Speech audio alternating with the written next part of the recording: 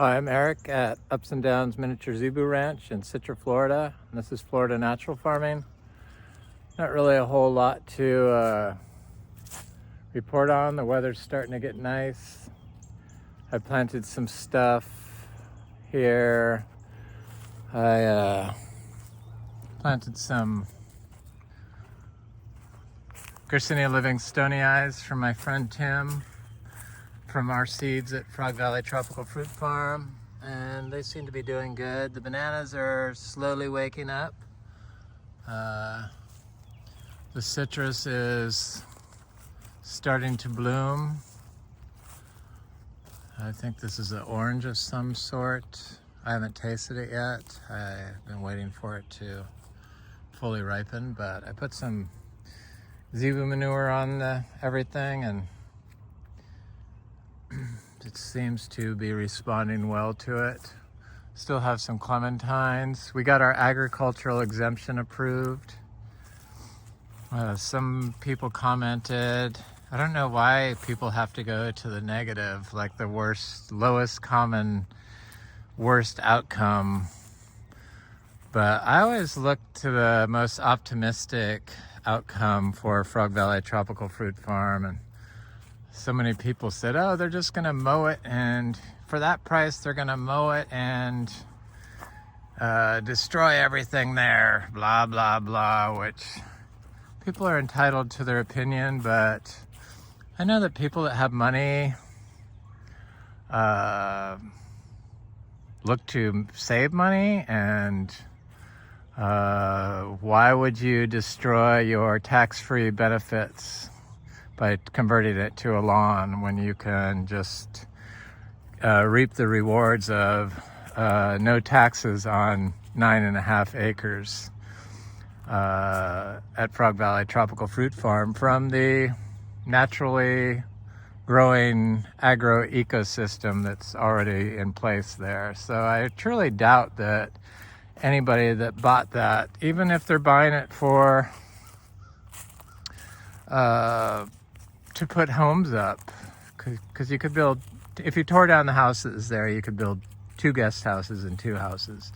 They would still leave the food forest there, because the majority of the value of that property is the land, and you don't want to get taxed on that land, so you want to keep the agricultural exemption in place, and the only way to do that is to have an agricultural system already in place, which it does. So I truly doubt that anybody with any common sense, and I'm sure if you have a lot of money, you have some sort of sense, not generally the case, but you have enough wherewithal to know what is going to save you money and not cost you money, and why would you put a lawn in when there's that you're going to get taxed on when you have a food forest there. So I just don't go down that path of negativity, and people are entitled to their opinions, but I'm fairly certain that whoever buys Frog Valley Tropical Fruit Farm is going to leave the majority of the fruit trees there to reap the tax-free benefits that you get from agriculture in Florida. So I just didn't even entertain the response to that.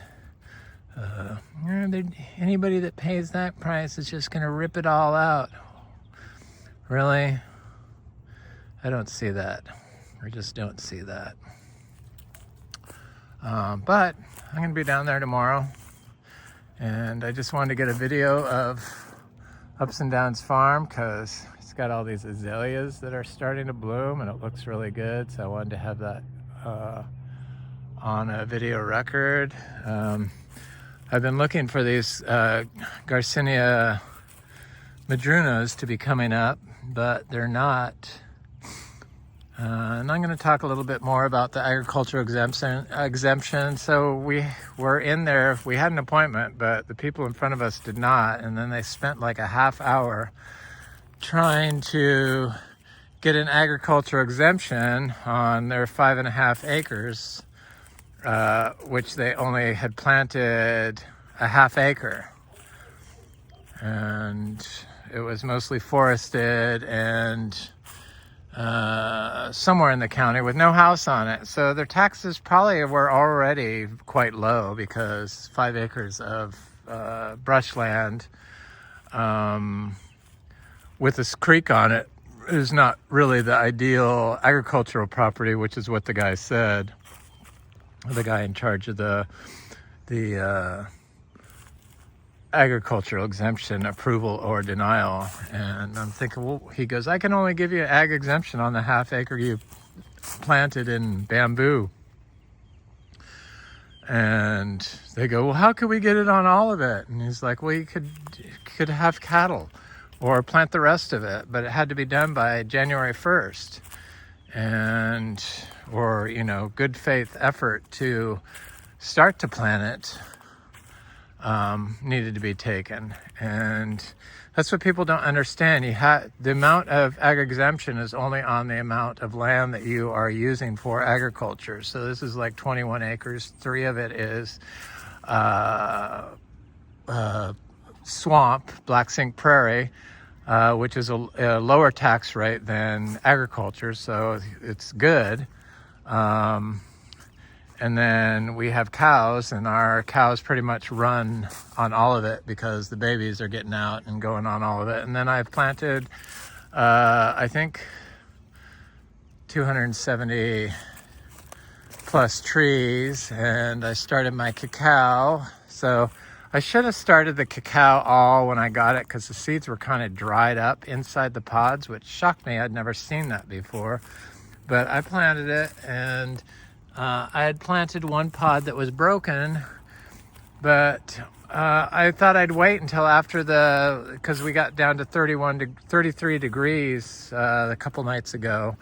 The cassava is starting to come up, and I planted some heliconias, and they're doing good, but I planted some cacao from the pods that were broken when they got here, and just figured, well, they're already open, so I planted them. And I see that they're coming up, even though it was only 33 degrees. Right there, I see one coming up, so that's good. My friend Frank gave me a bunch of loquats from this variety he has, and he's named Yummy.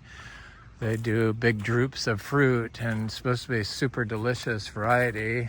He told me to make sure I use Zebu manure when I plant these.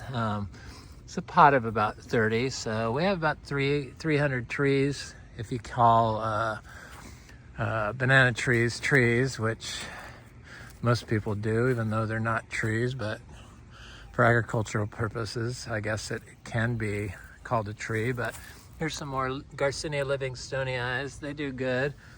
I'm fairly certain I can grow those here. I'm gonna get seeds of our Garcinia livingstonii from Frog Valley Farm this year, and try to plant about 300 of the trees here, seeds. And Tim gave me 5 seedlings, but they all look good. They didn't mind the 33 degrees, didn't even flinch. I'm fairly certain that I can grow Garcinias up here without too much trouble.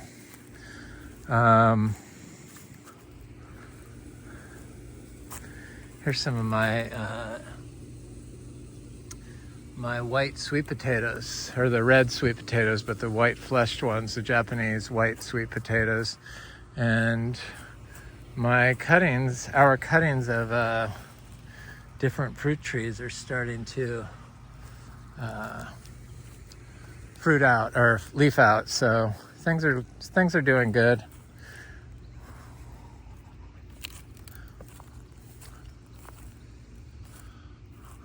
Bananas, they're starting to wake up. They're all coming up. I was surprised that the ag exemption people just looked at our paperwork and said, "Oh, you turn in the paperwork." For some reason, people don't fill out the paperwork, and it's so basic. I'm just surprised at how confused people get for very basic information that it asks. And I don't know if it's because I had to do the organic certifications and the biodynamic certifications and the real organic certifications, but I always passed the very first time. I got approved, got organic certified. But you have to read the what's needed, and a lot of people get side railed because of their inputs they use. Like they used community wood chips, which is not approved for organic. That's an input, which is not approved for organic certification. So you can get denied because of that, and have to wait 3 years before you can get certified. Or they'll use like black cow compost, the bagged black cow cow manure, and you would think that would be okay because it's composted cow manure, which is allowable even if it's from an industrial source. But that particular input isn't allowed, or else they'll use a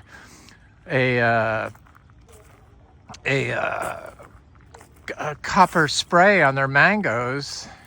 Of course, nobody does tropical fruit in Florida organic that I know of, but maybe there are some now, but I don't think so. But anyway, they'll use a copper spray, and they say it's approved for organic use, but they don't read the fine print. You have to get permission to use it. So if you've used it and you just used it whenever, as according to how they do it, every other week, do sulfur and then copper, and they used it organic approved copper, they don't read the fine print. There's an asterisk next to it on the Organic Materials Review Institute, or review, whatever it is, the OMRI approved substances. There's an asterisk next to all the copper sprays that say you need to get approval for it. So if you've used that and you want to be organic, it's not approved for organic use, only for emergencies. So it's like people throw this information around on public forums saying, "Oh, it's approved for organic use." No, it's not. It's approved with stipulations. So the bananas that you leave the tops on, they do so much better than the bananas you chop down. The bananas that I chopped down, they look so much further behind than the ones that I left the tops, the whole tops, as much as the top as I could. And they're starting to jump right out of their... you're going to get chased by Norman Snickers. They look so much better. I will never, ever chop a banana all the way down and transplant it, unless it's too huge and it's just so heavy you can't do it. But I try not to dig them up when they're too huge anymore. But these bananas look great. I just can't believe how good they're starting to look. They never got affected by the 26 degrees over here. They never got fried back. So I know that these trees are going to make sure that stuff is protected from cold weather. The bananas over here got fried that weren't under the canopy, but they're starting to flower and fruit. I don't know why these calves are all screaming and crying. I'm gonna have to go over and look at them, but things are looking good. I want to get some more stuff in the ground, some achachuro seeds and different garcinias that we have, and get this place all planted up in this oak canopy. Somebody asked if we are gonna plant oak trees. No. The oak forest plants itself. It's like once you get off of it and leave it alone, it will plant itself. And somebody also asked if I had an opinion on controlled burns. I'm sure that controlled burns are a good thing in some situations, but I really don't like the smell of smoke. I really am affected by it. And I would rather, since there was no understory here, I'd rather plant a what's considered a fire-resistant understory. So like high water content plants or waxy leaf plants that are less likely to catch fire quickly. So bananas and ginger and heliconias and garcinias that are waxy leaf plants that form fungal relationships, are more likely to form fungal relationships, mycorrhizal relationships with fungi than a lot of other plants. So they're high in calcium oxalates, which excrete water when heated. So that's what makes them less likely to catch fire, say, like than a mulberry leaf, which is very thin and does not hold a lot of water. But fire is just is a problem. You do have to think about it. And then I'm going to try to get some aeroids growing under here. You know, I'm going to try waxy leaf plants like these aeroids. I like this tomatophyllum. I want to get the variegated version of this. Probably this is not a waxy leaf plant, this azalea. But they sure are pretty and they smell good. There's my little calves. See, they get out, they walk around. We got the bulls locked up. I'm gonna go in there with the cows, see what they're doing. I don't know who keeps crying. Oh, the calves are crying for the other calves. Hi, Peanut. That's Pepsi's daughter, Peanut, looking at the deer. And that's our newest calf, Pumpkin. Pepsi's the next one that's going to be due. Come on, you guys. That's the deer. You know, that's Furfur and Chloe. You guys shouldn't be getting out. Hi, Peanut. How are you, little princess? Come here. Oh, Pepsi's daughter is so sweet. Hi, honey. Yes, you're a little princess. Yes, you are. This is Pumpkin. She's just as sweet.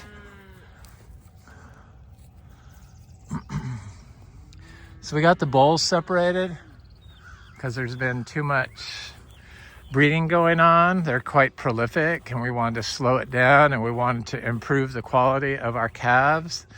I mean, that's the whole purpose, is to have high quality, show quality miniature Zebu calves. And people want color. So we got our new bull calf, who probably won't be doing any breeding for a while. He's right over here crying. Good looking little bull. He's Pepsi's nephew. So her brother, her full brother, is his father. And he looks a lot like her. There's Bubbles. We're not going to breed her mother anymore. She's just a grade cow. She's very large. And I do like Bubbles. I think she's a nice looking little heifer. But she isn't the quality of... She's a good quality now because she's got a really good father. But she isn't the quality of Peanut. That's for sure. She's just like such nice quality. Here's the little bull calf. Hank. Capretta Farms Hank. Should have been Bogle Farms Hank or Hawk. They're mean to him. This little calf is mean to him, this heifer. There's Pepsi over there. Come on, you guys. Let's go in. Come on, Peanut. Everyone's freaked out. Hey, Peps. Come on. Bubbles. Come on, you guys.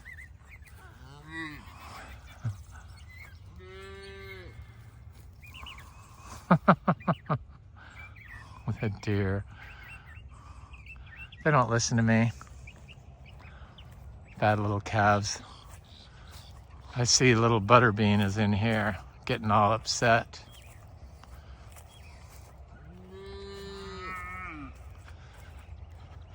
Yeah, we got the bulls separated because we just wanted to stop the breeding. So Carnation is Pumpkin's mother.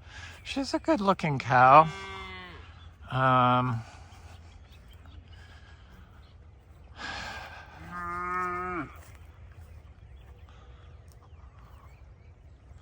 She's always in heat though. She doesn't really breed right away for some reason. But we're gonna give everyone a year off once Pepsi. Come on, Peps. Come here, girl.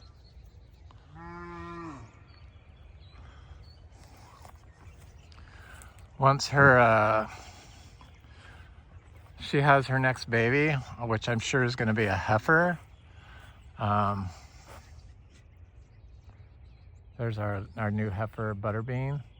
Bogle Farms Butterbean. She's very cute.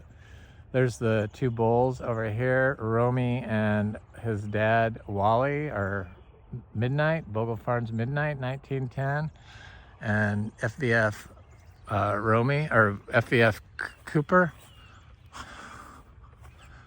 People aren't really listening to me.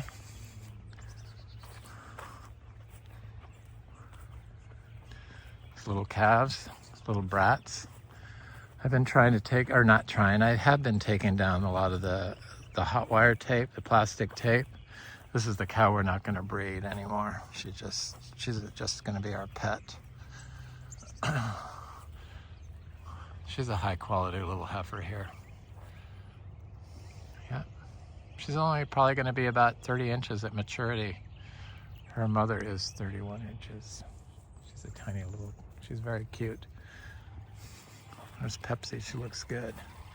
So we're gonna breed her, or keep breeding her. We're gonna keep breeding her, and we're gonna use her for breeding, but we're not gonna breed just to breed anymore. Come on, Bubs.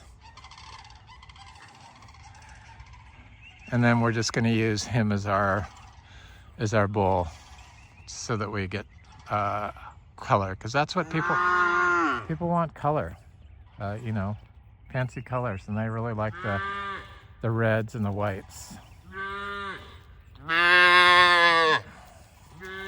This calf has no color.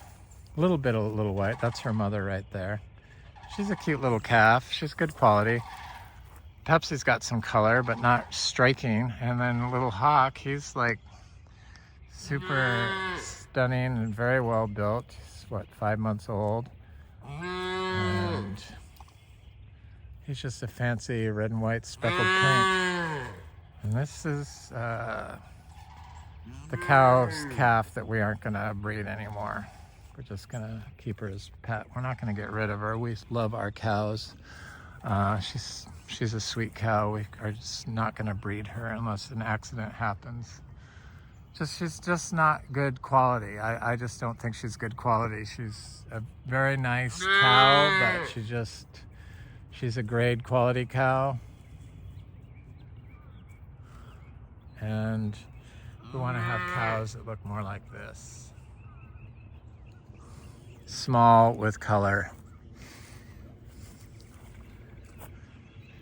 Her daughter's good looking. She's not as deep bodied as Peanut, and she's not as long as Peanut, and she's finer boned than Peanut. She's not as wide as Peanut. She's kind of got a little cow hawk going on.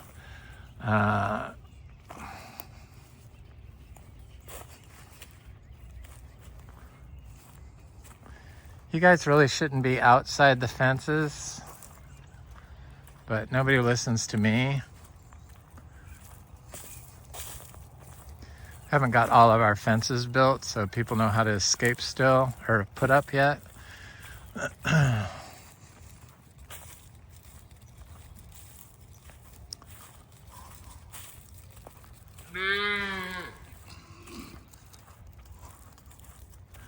She's a cute little calf though, this Bubbles. So we're gonna try breeding her, but if she has any issues, we're not gonna breed her. I don't think she's gonna get very big. I think she's gonna mature at about 32, 33 inches max.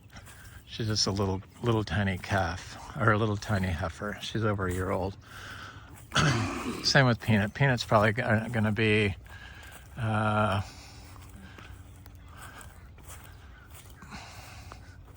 probably mature at about 32 inches tall. Her full brother, Romy, his conformation isn't that good. Sure, he's tiny, but he just doesn't have the best conformation. He's got good bloodlines, but he doesn't have the color. There's the father, has got excellent conformation.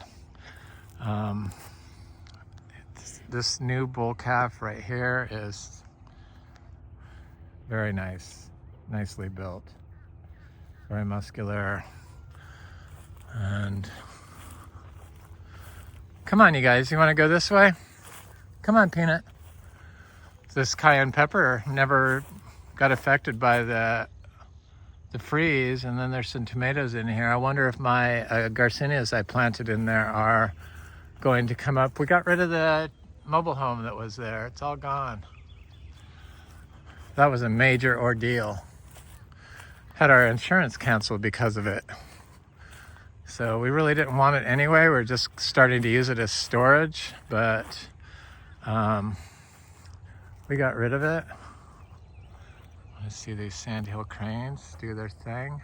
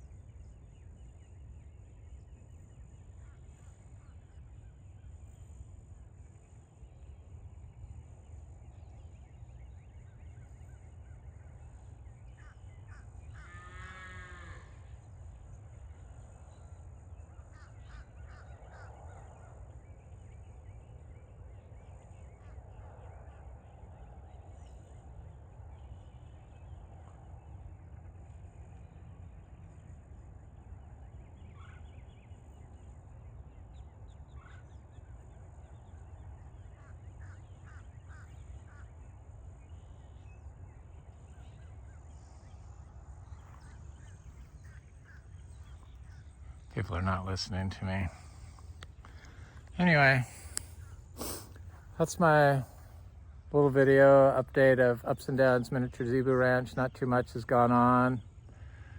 I need to get some more stuff from Frog Valley Tropical Fruit Farm. I forgot my shovel last time because I wanted to get some gingers and stuff, more heliconias, but I got my shovel in my truck. I'm heading down there.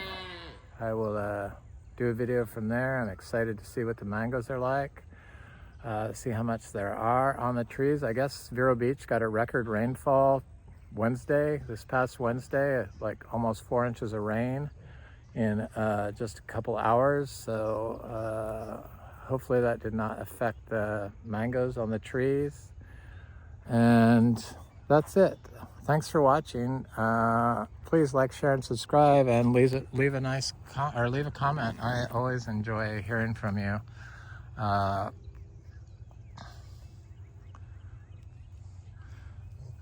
This is our miniature Zebu ranch in Citrus, Florida, and please like, share, and subscribe.